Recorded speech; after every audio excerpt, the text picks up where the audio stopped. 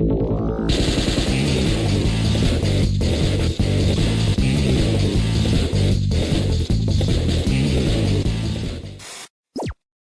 is going on, guys? Welcome back to the channel. Now, ever since I can remember, I've been obsessed with video games. I think I got my first console in like the late 80s, early 90s, and it just snowballed, and I got the majority. I was very lucky as a child, and I had the majority of the consoles growing up. There were a few that I missed, but I hit nearly every base. And then later on in life as well, I've always had the latest console. Like right now, my main console is a PS5. Now, all the way up until around 2005, 2006, I played video games a lot, but I wouldn't call myself an addict or anything. When the Xbox 360 came out and the achievement system was born, I got hooked, and I couldn't put it down until around 2013, 2014, when the Xbox One came out. I was obsessed with Gamerscore. I got up to 100,000 very, very quickly. I used to work in a game store. There was a big competitive scene there. We were always trying to outdo each other, and there would always be someone that, oh, guess what? I overtook you last night, and then you'd have to go and get another game to overtake them. And I was able to borrow games. We had massive discount. There was a special 5-finger discount, if you know what I mean, if no one was looking. And I managed to accumulate a lot of games, but then I was always trading them in to get new games, to get bigger Gamerscore. So I never really had what you would call a collection. And then back in 2014, I started doing YouTube full time. That took up a lot of my time, and because I was only really playing FIFA, and I was dedicating between, I don't know, 6 to 16 sometimes hours a day to this one video game, the last thing I wanted to do after I finished playing it was to go play another video game. And the other thing that a gaming YouTuber will tell you, unless they're a variety streamer, is when you're playing a video game that isn't the video game that you're creating content for, you feel like it's a bit of a waste, because you're playing this game seemingly for no reason. I kind of lost sight for a lot of time, for about 7 or 8 years. I lost sight of playing a video game just for the sake of playing a video game. It was always a case of, right, I'm going to play this game, I'll record it for my second channel, I'll stream it, I'll record it, maybe I'll do something with the footage in the future. That's not what gaming is about. I mean, it can be for some, and sure, it's enjoyable to be able to create content and what have you, but for the most part, I just want to enjoy it like you would a movie. I lost sight of that from 2014 to roughly where we are now. I've played a handful of games since then. Rust is one of my favourite games of all time. I think I've got about 3,000 hours on that. Football Manager, and then FIFA. And I haven't played an awful lot else since. In that time, an entire generation has passed me by. We're talking Xbox One, PS4, and the Wii U. We'll get to that in a second. So my goal now, that I'm moving away, in a sense, from being a FIFA YouTuber, is to create a game collection. Go back and play a lot of those games that I didn't play because I was too obsessed with recording content, and I didn't see the point in playing a game if I wasn't recording it. Now, there are other games as well on other consoles. We're talking Mega Drive, N64, Xbox 360 that I never actually got to. You'd be hard-pressed to find an Xbox 360 game I didn't play, but there are a few, same with the PlayStation 3. But for this series, I'm going to specifically focus on the PlayStation 4 and the Wii U, and maybe the Wii, and I'll talk about that when we get to it. But how do you build a game collection when you have plenty of time, but you don't have plenty of money? I can't just go into a game store and buy whatever I want. I don't have the money to do that, as I'm sure most people don't. So how do you build a game collection on a budget? There are a fair few series out there from different YouTubers who will go and take $10, for example, and try and turn that into a game collection. I'm looking at Retro Rick, for example. This is kind of along the same lines, but what we're going to do is utilize the trade-in system of a store called CEX. Now, I know a lot of people will call it sex. I'm calling it CEX, even though they themselves call it sex, because it stands for computer exchange. There's a hard C at the start of computer, so it would be CEX. Yeah? Okay. So what we're going to do is we're going to find game bundles or items in general, whether it be on Facebook Marketplace, whether it be on certain websites, or just in a charity shop or something. We're going to find these bundles or these said items that will trade into CEX that will give us good trade credit. Now, there's going to be maybe 2 different ways we can do this. And I've already started, and we'll move on to that in a second. if, for example, I see a bundle on Facebook where they're selling a console and a bunch of games, what I'll look at is how much trade credit can I get for those games, and then can I sell the console for the amount that I'm paying for this entire bundle. So the example that I'm going to show you is actually the way we're going to kick off this series. We're not going to start off with any amount of money. We are essentially trying to build a game collection for free. So on screen right now, you're seeing a listing that I found on Facebook last night. They had this up on Facebook for about 12 weeks, and it was around 150 when they started off. Even in the description, they mentioned Christmas. That's how long it's been there for. And then they reduced it to 85. And I had a little look through, and I was like, yeah, it's not bad. Can it be better? Would you take 70? They came back with 75. I agreed. And then when I looked through it further, I noticed a few things that were worth a little bit more than I thought they would be. And that's where this challenge was born and the idea came about. So what we're going to do now is go through it because I picked it up. Now, in the future, I will have footage of me going and picking these things up, going into CEX, for example, trading things in, picking games up. But at the moment, we're not going to be able to do an awful lot of that because I only have my phone to record. So I will record the odd bit, but it's really awkward to walk up to someone's house with a phone pointed directly at them and say, hey, I'm here to pick up that bundle. And they're like, why have you got your phone pointing at me? So if I'm going to get it like a GoPro or something, I can put it on my bag and it won't be as noticeable. But when we get there, we'll get there. For now, we're going to do it this way. So it came with a bunch of PlayStation 3 games, the console itself, and a few other bits and bobs in here as well. Now, the games is kind of what I'm interested in because these are what we're going to trade into CEX, or for the most part anyway. There's a few in here that we're going to trade into CEX to get our trade credit to be able to get our games for the collection. We'll go through these in a second because what we need to do first is we need to see if we can make our money back. So we're £75 into this. Like I said, we're not going to start off with a budget because that's for a different series. But what we're going to do is buy one deal, try and make our money back on that deal with items from it, and then use what's left over to trade in to be able to get our stuff for free. Now, this, I have gone through it. It is all complete. I haven't tested everything. I've tested the console and that's working fine. But the one thing in here that is going to give us back our money straight away are these. These are PlayStation Move controllers. Now, they are the... You need to look at serial numbers for these things, but they are CECHZCM1E. You can't see it, but it's the serial number. So basically, these were made for the PlayStation 3, but they are compatible with the PS4, which gives them the value that they have. So there's two of those, but not only that, we have the official Sony charging dock that I probably just broke for the controllers themselves. So there we have it. That, together with the power supply right there, is around £60 to £70, believe it or not. Now, in other series you'll see on YouTube, we're going to wait for these to sell and then we'll get our money back, but I know I can get that money, so in principle, they're worth around 60 to 70. We need to make another £5, £10 on the conservative side in order to be in profit on this bundle. Now, we're going to get that with the games, but we want to keep the games for the trade-in because we want to be able to use those games to build our collection. So, what we have here is more things that came with it. So we have a PlayStation camera, which isn't really worth an awful lot, and to be fair, I may just bundle that with this, or I may bundle it with the console, I'm not really sure. What else do we have? More bubble wrap. More bubble wrap.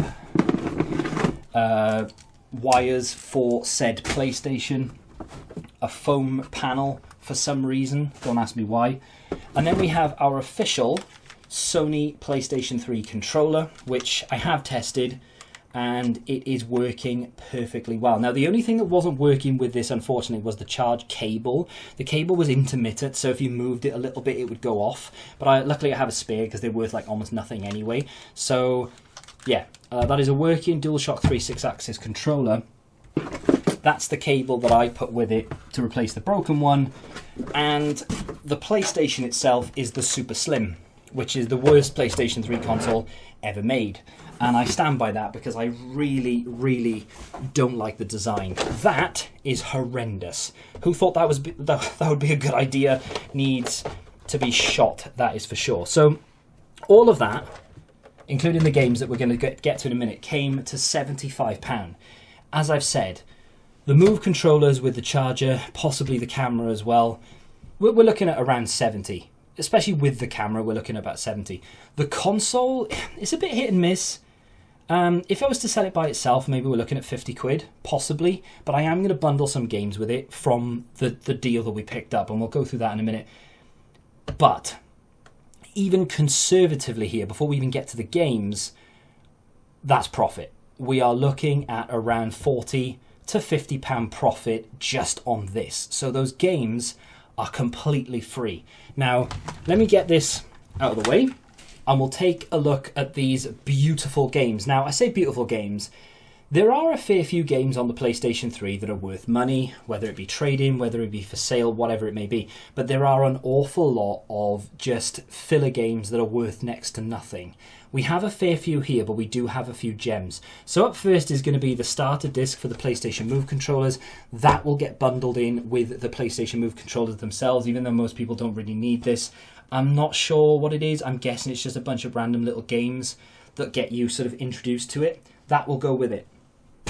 The next one is one of the games we're going to trade into CEX. This is Minecraft PlayStation Edition. Now, I am a little bit concerned with this. It is complete, which is good, but there is a scratch. And I don't know if you're going to be able to see it, but it's there. It's quite, I mean, you notice it as soon as you open the box. I have popped it in and it works, but CEX can be very picky when it comes to games. I tried to trade in Mafia 2 or 3 or whatever it was the other week, and there was nothing really wrong with it. Again, there was a little scratch on it, but it was fine.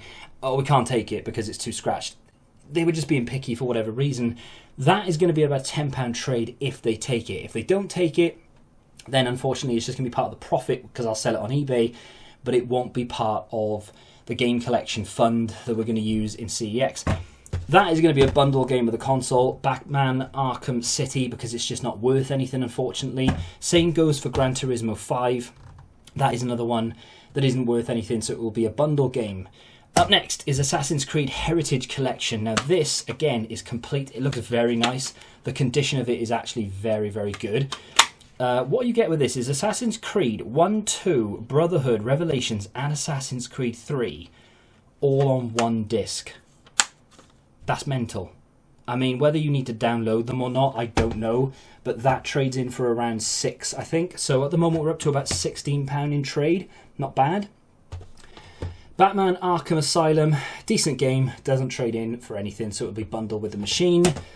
Least said about this pile of garbage, the better. One of the worst FIFAs in the series, in my opinion. I know a lot of people liked it. I thought it was terrible. Assassin's Creed Brotherhood doesn't trade in for anything, so that will go again with the console. I know you're thinking at the moment, you've done all this for £14. Well, bear in mind, I'm going to make about 40, 50 quid profit from what you've seen so far, but the best is yet to come. This is a sleeper game.